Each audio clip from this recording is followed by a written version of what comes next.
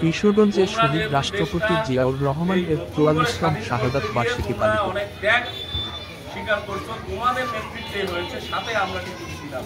তোমরা থাকো, কিন্তু পূর্ববর্তী ফ্যাসিস্ট সরকারের ন্যায় তোমরা আচরণ করিও না। সেই যে ফ্যাসিস্ট সরকার ১৫ বছর ১৭ বছর ক্ষমতা গ্রহণের স্বাদ গ্রহণ করে ৩০০ থেকে ১,০০০ কোটি টাকার মালিক হয়েছে তাদের পিয়ন, গত বছরে ১৫ থেকে ১৭ বছরে। কিন্তু এই ইন্টিরিয়াম গভর্নমেন্টের এক একটা পিএস ৬ মাসে মালিক হয়েছে ১,০০০ কোটি টাকা। তাহলে ওই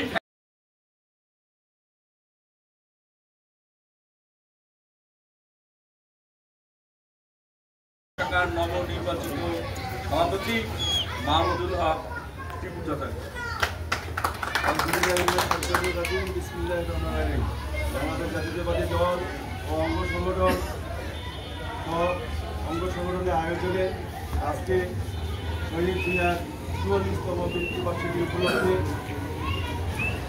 আলোচনা সভা, সভাপতি, সাধারণ সম্পাদক সহ আমার সামনে উপবিষ্ট বিভিন্ন ইউনিটের সভাপতি, সাধারণ সম্পাদক সহ বিভিন্ন ইউনিটের নেতাকর্মীবৃন্দ, সবাইকে আমার সালাম, আসসালামু আলাইকুম। কেমন আছেন আপনারা?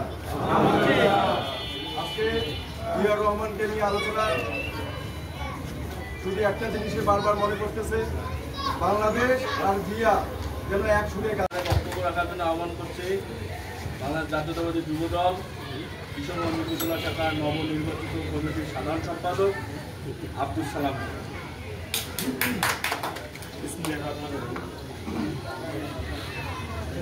আমাদের জাতীয়বাদী দল কিশোরগঞ্জ উপজেলা শাখা কর্তৃক আয়োজিত জিয়াউর রহমানের ৪৪তম শাহাদাত বার্ষিকী উপলক্ষে আলোচনা সভা ও দোয়া মাহফিলের সম্মানিত সভাপতি, কিশোরগঞ্জ উপজেলা বিএনপির সম্মানিত সভাপতি আব্দুল্লাহ মামুন ভাই আমাদের মাঝে উপস্থিত আছেন।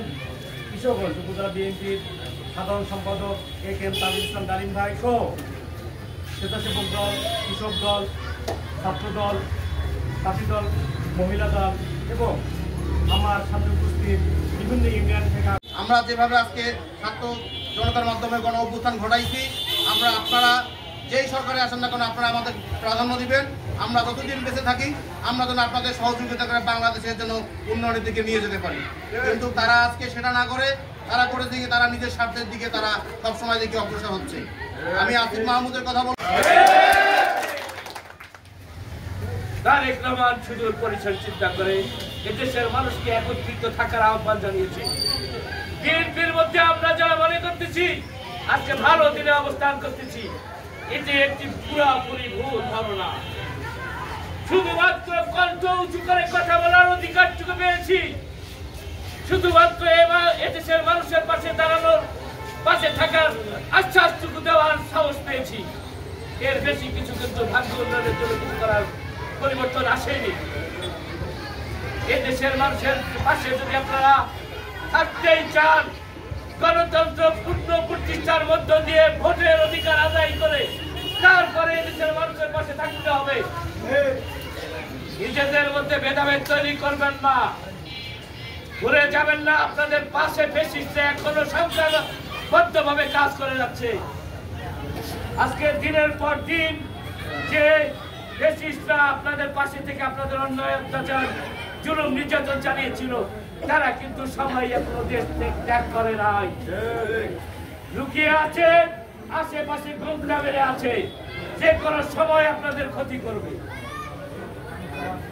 সেই সমস্ত ষড়যন্ত্র থেকে আপনাদেরকে নিজেকে রক্ষা করার জন্য একত্রিত থাকতে হবে। যে কোনো সময়, যে কোনো পরিবেশে, যে কোনো পরিস্থিতিতে তারা সুযোগ পাইলেই কিন্তু রাখার জন্য আহ্বান করছি বাংলাদেশ জাতীয়তাবাদী কৃষক দল কিশোরগঞ্জ উপজেলা শাখার সংগ্রামী সভাপতি তৌহিদুর রহমান তৌহিদ ভাইকে।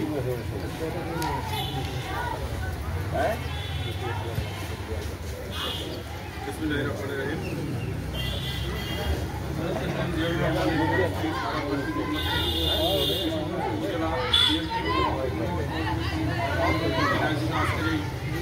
মাহফিল এবং আলোচনা সভায়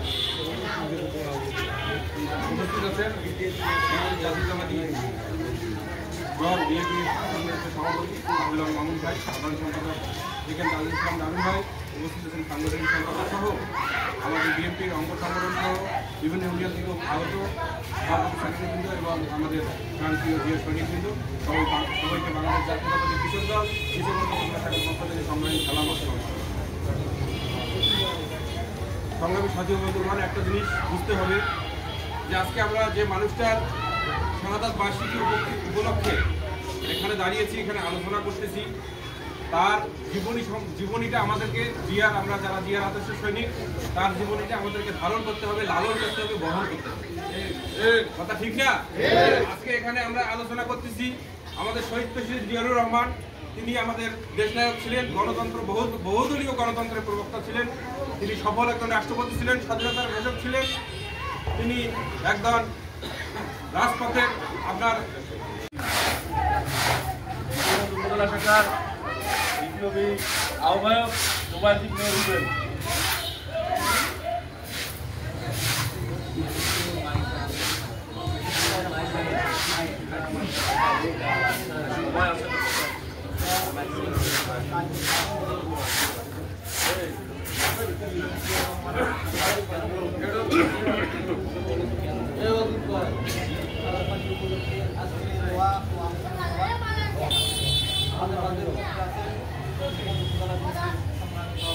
আব্দুল্লাহ মামুন ভাই, সাধারণ সম্পাদক তাজুল ইসলাম দারুন ভাই ও সকল সবাইকে জানাই বাংলাদেশ জাতীয় ছাত্র দল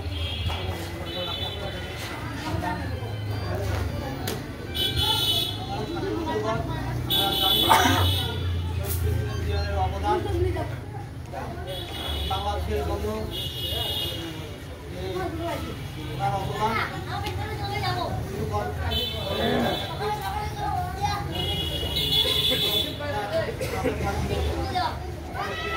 আজকের এই দোয়া মাহফিলে হয় সারাবাসী আমরা বলি এই বলে আমার